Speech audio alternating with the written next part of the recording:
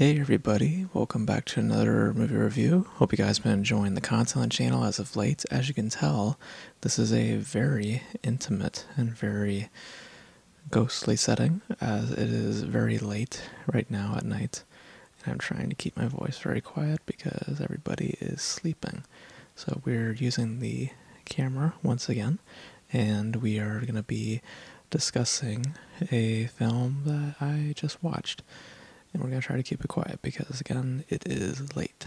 So hopefully you guys are picking up my voice through the microphone, but we'll see.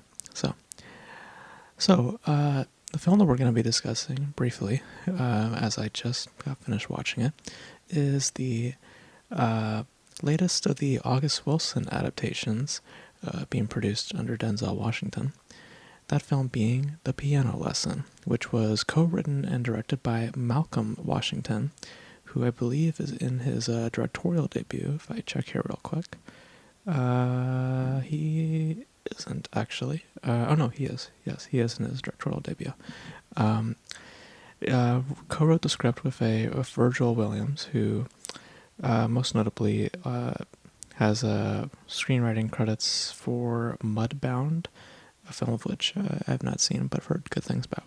But this stars John David Washington, as well as some other notable faces, as well as Samuel Jackson, Ray Fisher, Corey Hawkins, and Danielle Dead Wheeler. I think that's how you say her name. Forgive me if I mispronounced her last name. This is based, of course, as I said up top, a stage play by August Wilson. This one being from the 90s, and I believe, if I look into it, that a lot of the cast, primarily that of John David Washington, Samuel Jackson, Ray Fisher, and Michael Potts, they all had done the stage play previously. They did it on Broadway, and they all returned to reprise their roles. And Denzel Washington is also producing, so very much a Washington affair with this specific piece. But getting into specifics about the film itself, as the title suggests, it is revolving around a family, the Charles family, and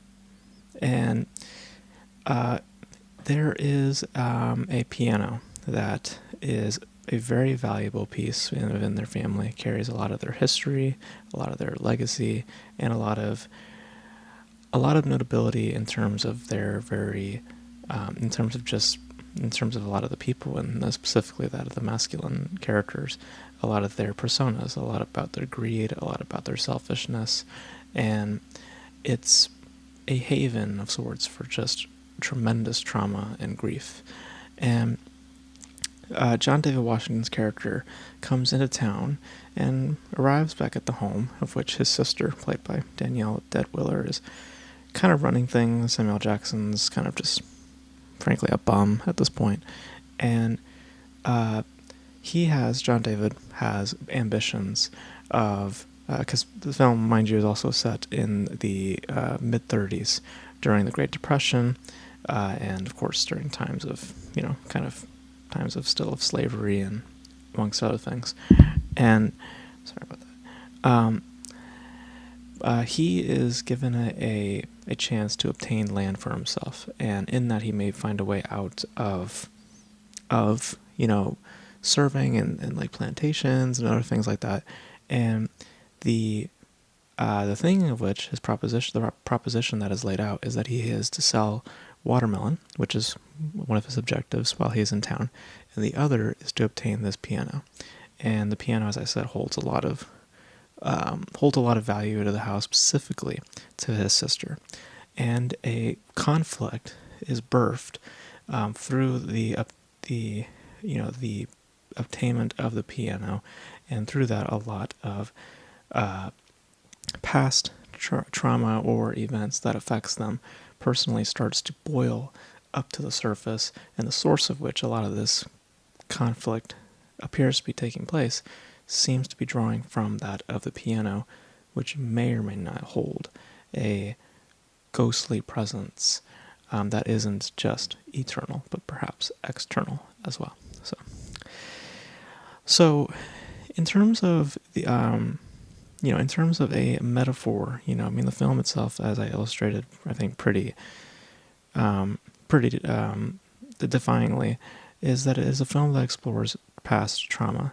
It's a film that explores about ties to legacies, and within that, personalities that are shaped, but more so than anything, it is about grief and about how many people deal with such a thing, specifically in how they depict John David Washington and Danielle Deadwiller's characters, the brother and the sister. You see how they deal with things in that, John David Washington, he's a very outspoken character, largely so, a very outspoken character, and feels the need to always project ad nauseum to represent some form of confidence, but really inherently so he is incredibly insecure. Whereas the other way around, you have his sister, who is very silent and very timid, but also is very blunt when she needs to be. And in those behaviors, you get a sense that both of them are actually quite similar in the fact that they are wrestling with their own traumas, but just externalizing it in very different manners. Because with John David Washington, he's very just very passive. He just doesn't really care much about much of anything. Whereas Danielle is a lot more sensitive towards the mentioning of any subjects or mentioning of any specific events or people. Also, there's tensions between them. I don't want to spoil too much, but there's tensions between them as well, revolving around certain events that unfortunately led to the loss of a person's life. But the one quibble that I will give to it is that I think that, metaphorically speaking, the literal device of what the piano is, as I said, it is basically just a source. It's a barrier, ultimately, in that how it plays to Danielle's character. It's a barrier, it's a block, it's something that is preventing her from moving on and from, just allowing herself to breathe, allowing herself to mentally just let things go. That's what the piano ultimately represents, because she has this fear or this barrier that she puts on herself about not wanting to play the piano. And she seems to have excuses for a lot of things, about why she doesn't want to get married, or why she doesn't want to do this, or why she doesn't want to do that. And the piano, in its literal definition of what it represents to the characters, I feel can be a bit blatant in its purpose and its existence within this ensemble. But with that out of the way, I think that there are plenty of things here I think that are very, very much worth mentioning. For starters, I think that the ensemble here is terrific. I think all of them do a very, very compelling job.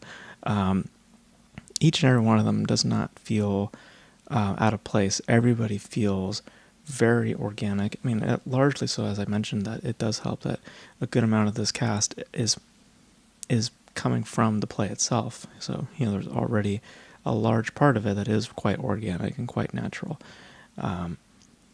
But everybody just feels appropriate. Everybody feels that they have something worth value to bring to the story.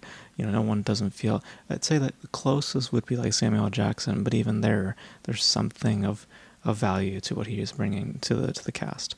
I think aesthetically it looks just fascinating. I love... I mean, some of its style can be just there for value, for just like presentation. Just, it looks like a pretty frame.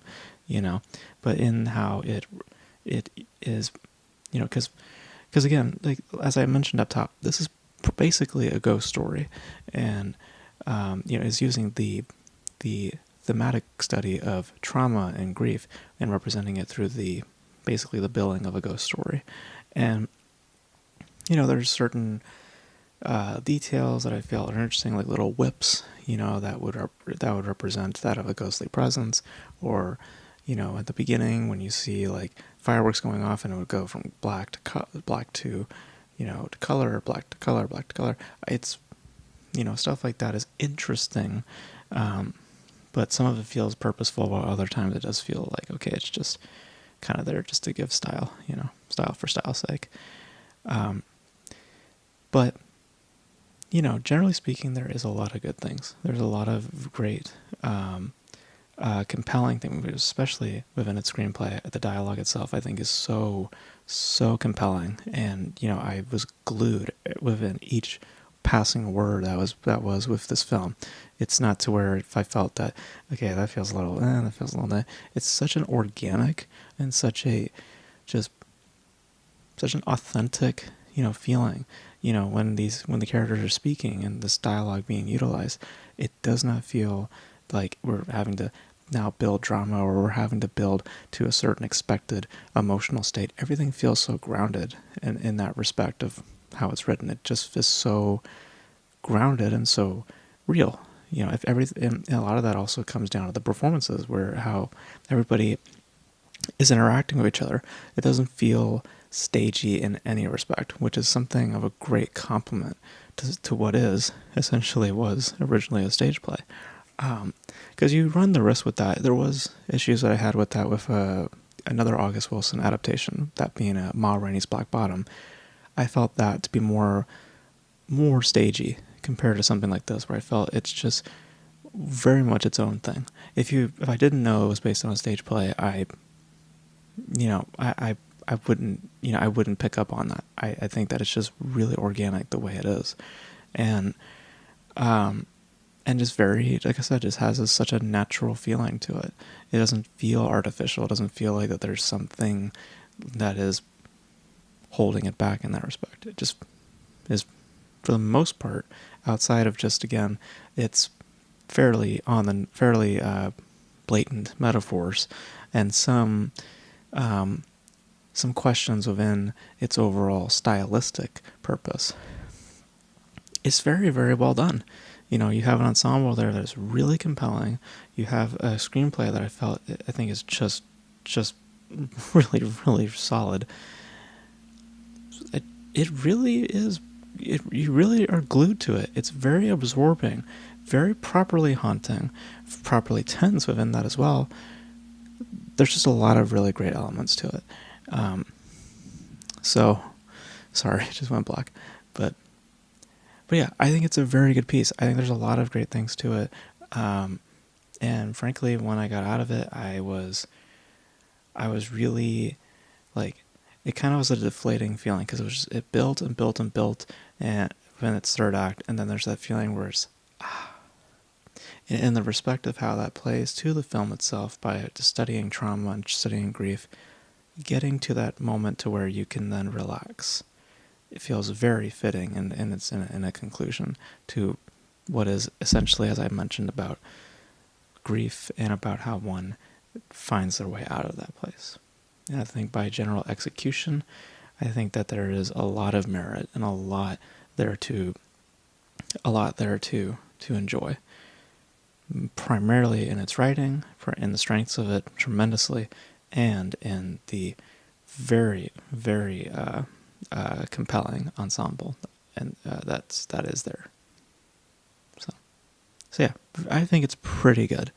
Like I said, some knocks on just how it treats its metaphors and style as well, but other than that, very good for what it is. Like, very, very good. So yeah, so those are my thoughts on the piano lesson. I thought it was pretty good. I've really enjoyed myself with it, and yeah, I think it's just really, really, really compelling, and like I said, very absorbing as well. In terms of just an environment, it's just you're soaking in just most of what is happening, and just engaging with it, being very, just there's a level on this that doesn't feel contrived. It just feels so grounded and so earnest in that respect. So, and very rewarding as a result in terms of viewing. But you guys, what are your thoughts on the piano lesson? If you guys have seen it, I'm just very glad I just finally checked it out. It's really, really good. But you guys, what are your thoughts on the piano lesson? If you guys have seen it, if you guys are familiar with August Wilson, and you're familiar with his stage plays or his films, Excuse me. Let me know all your thoughts in the comment section below. And that's going to be it for this video, guys. Thank you guys for tuning in. And until then, I will catch you guys in the next video. Bye.